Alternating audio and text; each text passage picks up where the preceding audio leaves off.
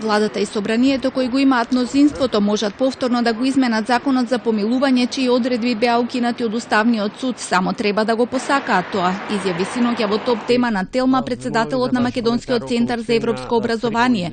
Истото вели тој може да го сторади со евентуалната аболиција на обвинет за изборен криминал од страна на Иванов. Ако даде аболиција на некој од ова злосторничко здружување за изборна измама, тогаш бидејќи најголемиот дел од нив се членови на ВМРО ДПМН, некои се членови на извршниот комитет, а тие го имаат истиот став како и 2008-2009 година, тогаш нека ја вратат аболицијата, тоа можат да го сторат. Нека кажат, ние сакаме честно да одиме пред суд и да ја докажеме својата невиност.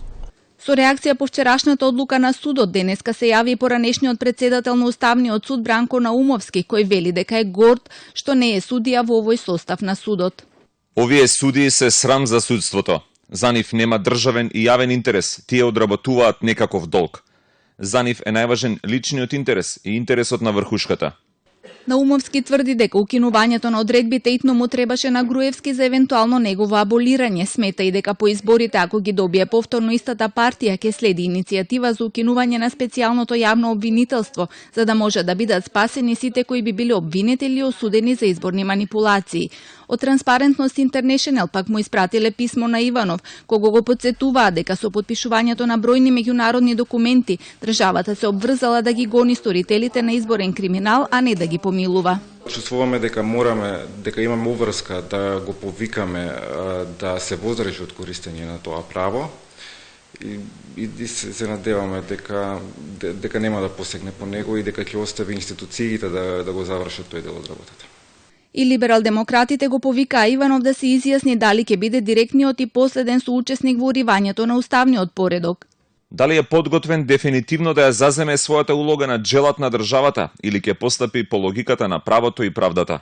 Доколку не се изјасни јавно за намерите, ЛДП најавија дека ќе поведат постапка за одземање на неговиот мандат. Од Дом пак прашуваат зошто одлуката е донесена сега, кога се води постапка за изборен криминал против некои членови на владеачките партии.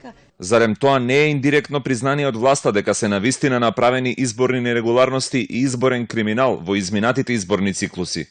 Директорот на Мегеши исто така најави санкции против Иванов затоа што со измените се дава можност за помилување на педофили. Има и предлози да се забрани на председателот сите детски манифестации и младински манифестации да бидат поддржани од негова страна. Се огласи и народниот правобранител кој изрази загриженост за можноста да се помилуваат педофили. Вели дека со ова се доведуваат во прашање слободите и правата на децата, но и се уриваат сите досегашни реформи, вклучително и регистарот на педофили. Од кабинетот на Иванов вчера преку соопштение најавија дека председателот во извршувањето на оваа негова ингеренција ќе се води исклучиво според одредбите од законот за помилување.